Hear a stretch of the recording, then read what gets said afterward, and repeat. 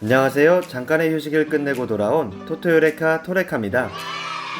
2020년에도 계속해서 진행되는 구독자분들을 위한 첫 이벤트는 문상 5분 가겠습니다. 자세한 참여 방법은 채널의 공지 영상을 확인해주세요. 선수들에게 갑작스레 찾아오는 부상, 이 때문에 기량을 만개하지 못하거나 선수 경력에 막대한 지장을 초래하기도 하는데요.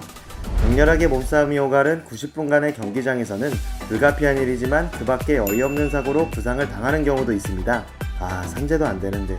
오늘의 주제, 황당한 부상을 당한 축구선수 베스트 10 시작하겠습니다.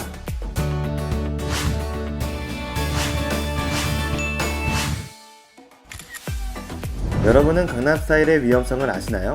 프랑스 출신의 아딜 라미 선수는 강남스타일 춤을 추다 부상을 당했습니다. 그는 발렌시아 소속으로 본인의 전 소속팀인 릴 원정을 떠났지만 왜인지 경기장의 모습을 비추지 않았는데요. 그 이유는 경기 전 열린 자선 행사에서 강남스타일을 따라 추다 발목에 부상을 입었기 때문이라네요.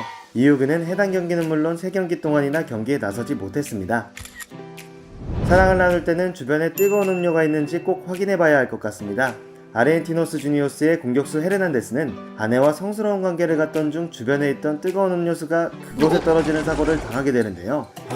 어쩌다 영 좋지 못한 곳에 추락했는지 이유는 모르겠지만 공격수답게 파이팅 넘치는 방운동을 했나 봅니다. 다행히도 헤르난데스는 2주간 치료 후 멀쩡하게 복귀를 했다고 하니 정말 다행이죠. 유리몸 베스트를 뽑는다면 항상 GK 자리를 차지하는 선수가 있습니다. 바로 브라질과 AC밀란을 대표하던 월드클래스 골키퍼 디다 선수인데요. 그는 파르마와 리그 경기 도중 갑자기 요통을 호소하며 쓰러졌습니다. 경기 중 충돌이 일어나서 다친 걸까요? 아닙니다. 황당하게도 출전을 하지 않았던 디다는 벤치에 앉아있다 일어나던 중 요통으로 쓰러진 것인데요. 이때 대중들은 걱정보다 꾀병이라며 그를 비난했습니다. 이는 지난 셀틱과의 경기에서 꾀병을 부리다 걸려 우에파로부터 징계를 받은 전적이 있기 때문이죠. 역시 평소 행실을 무시할 수 없네요. 비디치와 통곡의 벽을 세우며 맨유를 황금기로 이끌었던 전설의 수비수 퍼디난드는 부상도 레전드급입니다. 그는 TV를 보던 중 리모컨을 발가락으로 집으려다 발에 경련이 났고 햄스트링과 힘줄이 파열되며 심각한 부상을 당합니다.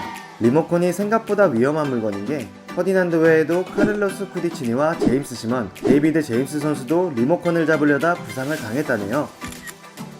감독이 분노를 참지 못해 일어난 사건도 있는데요. 퍼거슨과 베컴의 유명한 일화로 전세계 여성 팬들이 기겁을 했던 사건입니다. 베컴에게 아버지와 같은 존재인 알렉스 퍼거슨 감독이 걷어찬 축구화가 베컴의 눈에 맞아 상처가 났던 사건이죠. 베컴은 이 일을 계기로 맨유를 떠나 레알 마드리드로 옮기게 됩니다. 또 감독이 던진 치킨에 맞아 부상을 당한 선수도 있는데요. 그림즈비 타운의 감독이 패배에 분노해 앞에 있던 치킨 접시를 던졌는데 이바노 보네티 선수는 그 뼈 조각에 맞아 광대뼈 골절을 당하기도 했죠. 뼈 조각에 골절이요?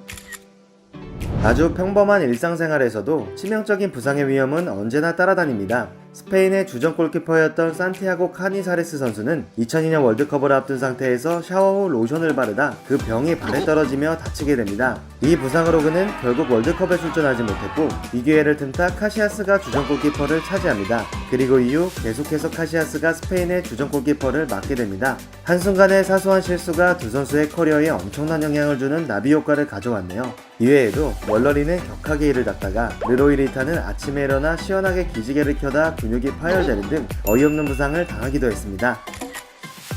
초롱초롱 귀여운 가슴이 선수들의 부상과 무슨 관계가 있을까요? 유명 BJ 감스트 닉네임의 원 출처로도 유명한 노르웨이 베컴 페데레세는 체력 단련을 위해 산에서 조깅을 하던 중 달려오던 야생 사슴에 치여 전신 부상을 당합니다. 이 사고로 그는 다친 것도 억울한데 국가대표 경기까지 뛰지 못하는 불행을 겪게 됩니다. 역시 이불 밖은 위험하죠? 그런데 웃긴 건 사슴에 치여 부상을 당한 선수가 또 있다는 건데요. 스페인 그론달렌 선수도 조깅 중에 사슴에 치여 부상을 당했다고 합니다. 유럽 사슴은 조깅을 싫어하나 보네요. 믿었던 내부의 적에게 소리소문 없이 당하는 부상도 있습니다.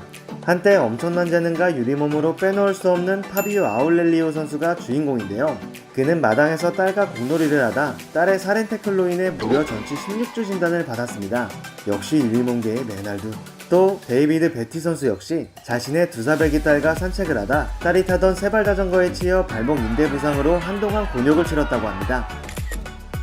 아까는 사슴이었다면 이번엔 강아지와 악연을 가진 칙 브로디 선수입니다. 잉글랜드 4부 리그 브레넨트포드의 골키퍼였던 칙 브로디 선수는 경기장에 공을 쫓아 난입한 작은 개와 부딪혀 왼쪽 무릎이 산산조각이 나게 됩니다.